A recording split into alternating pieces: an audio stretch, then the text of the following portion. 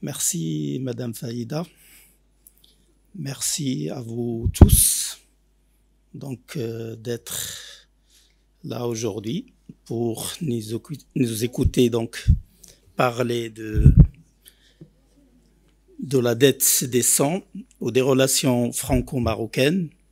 Donc moi de mon côté, je vais essayer de synthétiser comme vient de le dire Madame Faïda Mouha. Je dois le tenir, je pense. Donc c'est vrai que Madame Faïda Mouha était presque la première à m'interviewer autour de mon livre sur la confrérie Tijania, donc qui est à l'origine une thèse de doctorat que j'ai soutenue à Aix-en-Provence en 1998.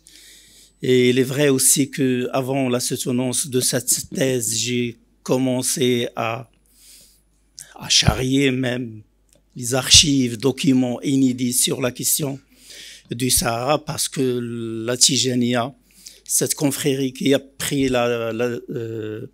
l'axe nord-sud pour bien s'implanter en Afrique subsaharienne, donc il a épousé l'axe de la marocanité du Sahara.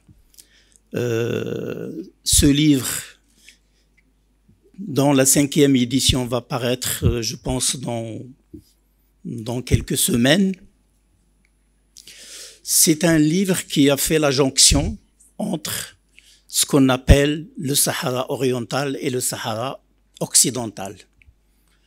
Au début, c'est un livre qui a effrayé pas mal de gens parce que j'utilise comme ça a été dit dans les archives, cette notion, ce concept du Sahara occidental, mais dans son acceptation primitive, à savoir, c'est le Sahara qui s'étend de sud de l'Oranée jusqu'à l'Atlantique et vers le nord du Mali jusqu'au fleuve Sénégal. C'est ça le Sahara occidental.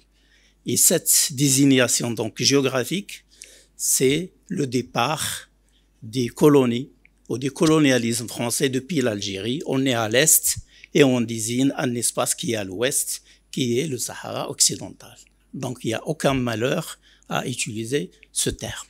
Et si on reste piégé dans l'occidental et l'oriental, ça veut dire on n'a pas compris grand-chose aux origines de la question de l'intégrité territoriale.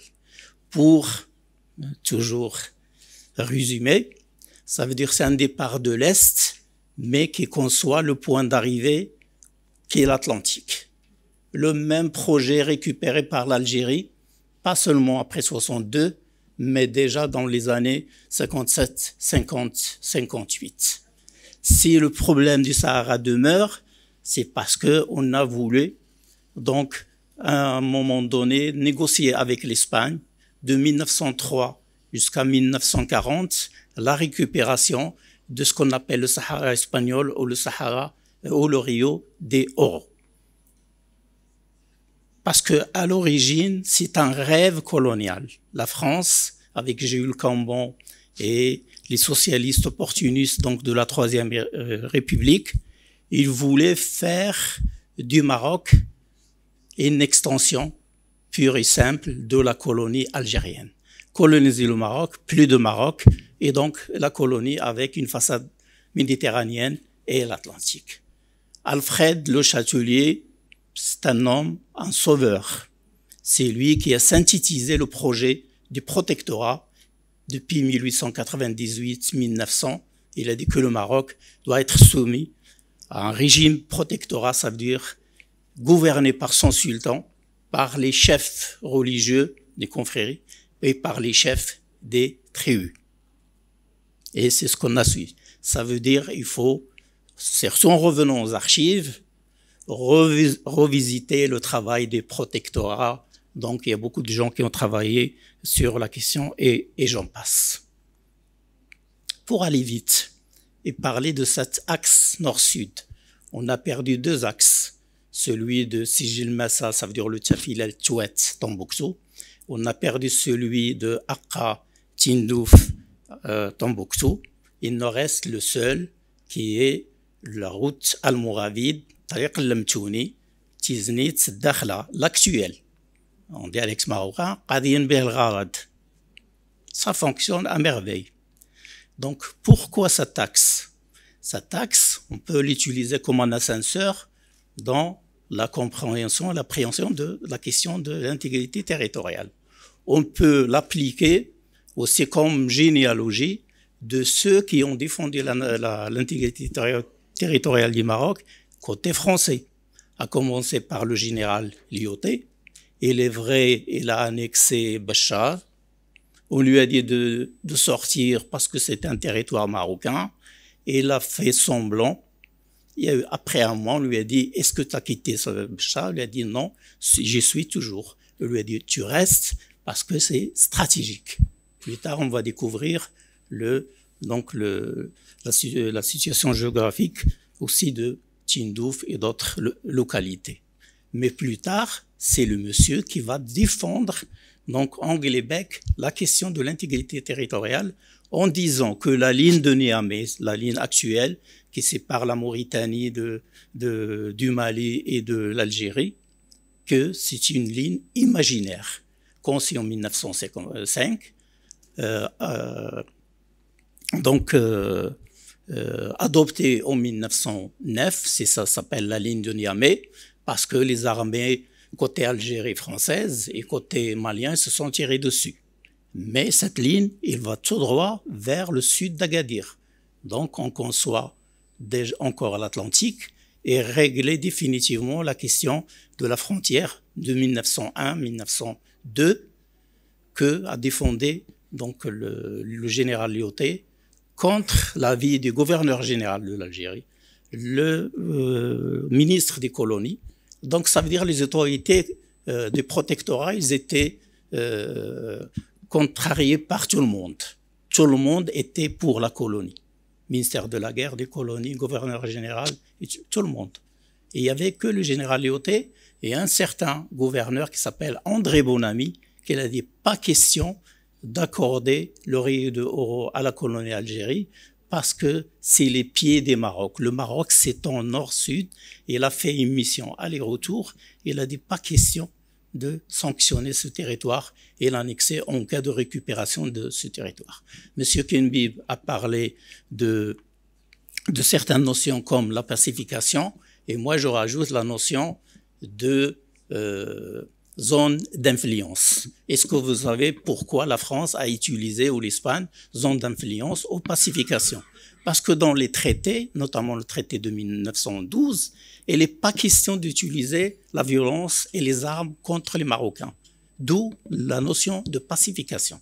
Il n'est pas question de porter atteinte à l'intégrité territoriale du Maroc et donc on a utilisé le terme zone d'influence. Ça veut dire qu'il ne s'agit pas d'un partage territorial avec l'Espagne.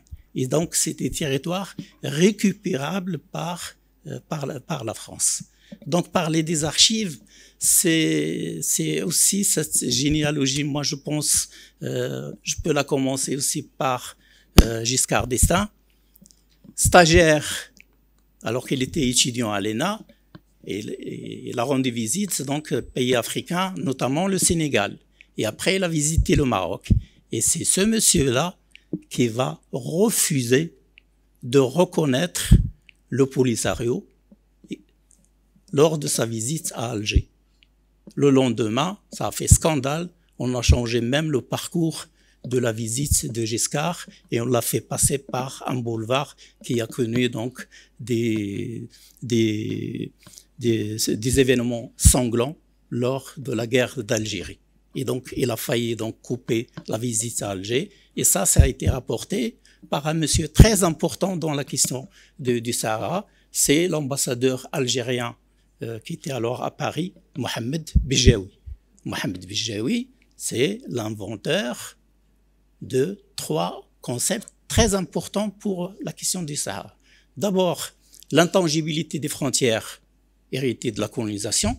Ça veut dire un pays qui a récupéré, hérité de la France le 1/3 des frontières marocaines, ça veut dire ce Sahara qu'on dit maintenant oriental, et en plus au lieu de pratiquer une colonisation sur cet empire qui est la colonie Algérie, donc il a voulu pratiquer la décolonisation sur un territoire qu'on a appelé faussement empire chérifien, parce que quand on a donné cette appellation au Maroc, c'est à ce moment-là qu'on a commencé à amputer, à couper les territoires marocains. Et plus tard, on va dire, c'est le royaume du Maroc.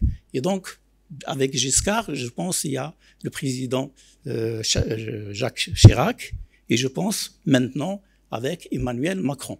Moi, je propose quelqu'un qui veut visiter le Maroc, qui va en Afrique et qui remonte par le sud, un peu, qui limite un peu ce parcours territorial des dynasties marocaines, les Almoravides, les Saadiens, les Mérinides et la dynastie alawite. Donc, pourquoi parler de l'actualité des archives? C'est aussi parce parce que le problème du Sahara, il a été mal posé. C'est vrai quand on lit les ambassadeurs marocains disant « mais il s'agit juste de récupérer nos territoires », mais c'est vrai. Mais à l'époque, on n'avait pas les documents. Les documents sont secrets, mais surtout classés, confidentiels, secrètes, très secrètes, diffusion restreinte. Ça veut dire que c'est à partir des fins des années 90. Moi, j'ai étudié à Aix, j'étais vacataire à Aix, j'ai travaillé à l'intérieur et donc j'ai suivi tout le processus de déclassification.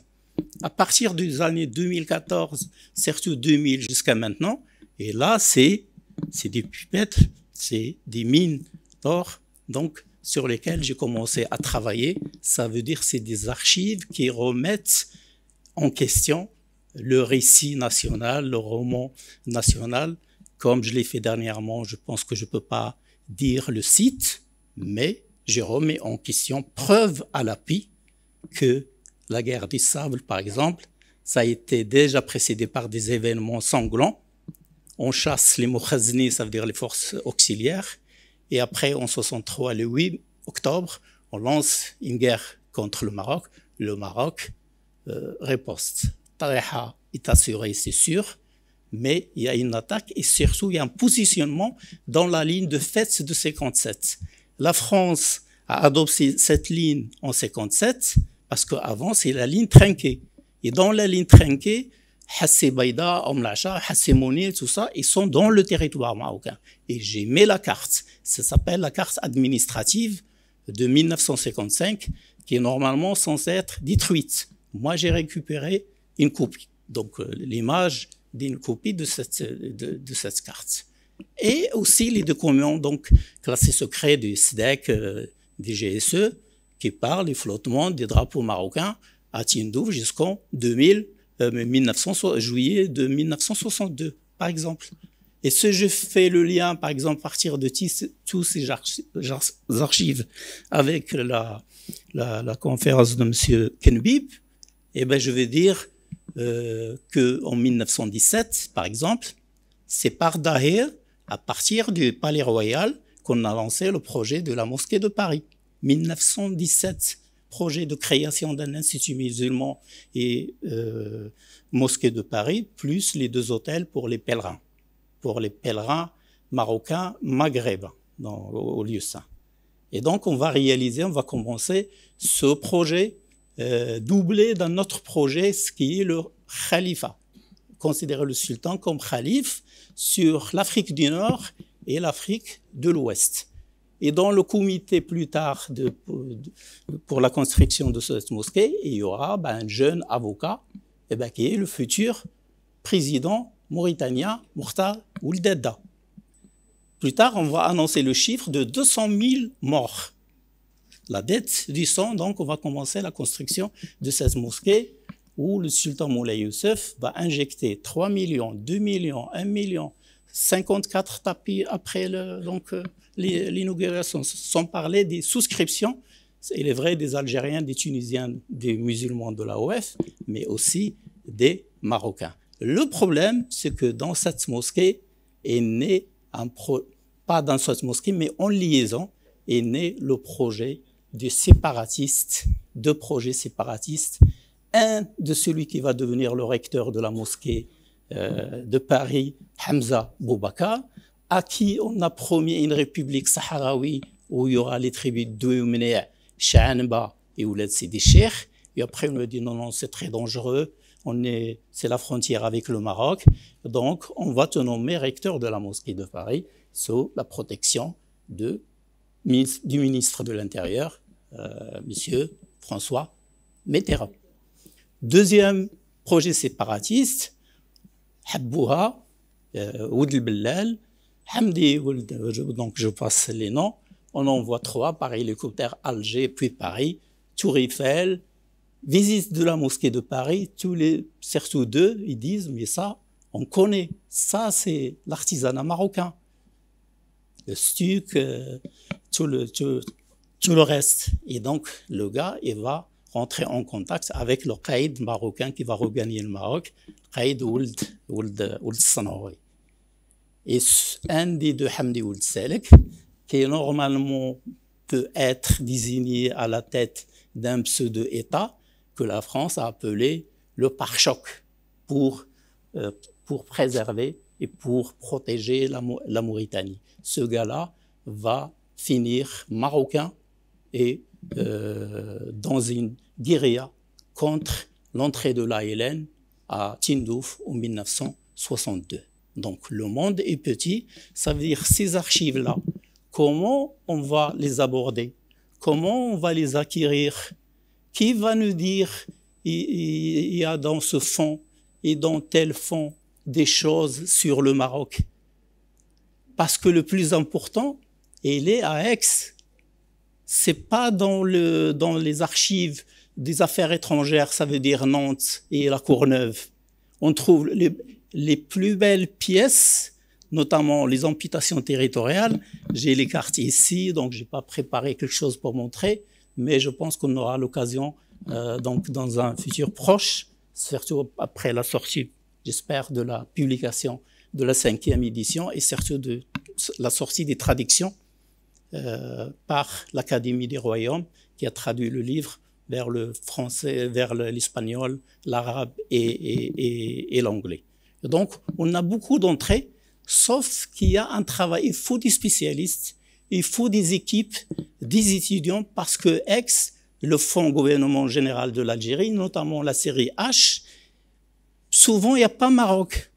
Mais à l'intérieur, il n'y a pas que des lettres du sultan du Maroc, il y a des manuscrits marocains.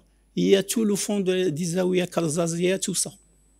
Donc le problème, donc l'avantage de ces archives, bien qu'ils soient donc venus un peu tardivement, mais comme disent les fuqaha dans les derniers pluies, sont souvent bénéfiques que les premières. Et je m'arrête là pour respecter donc les ordres de Madame Faïd.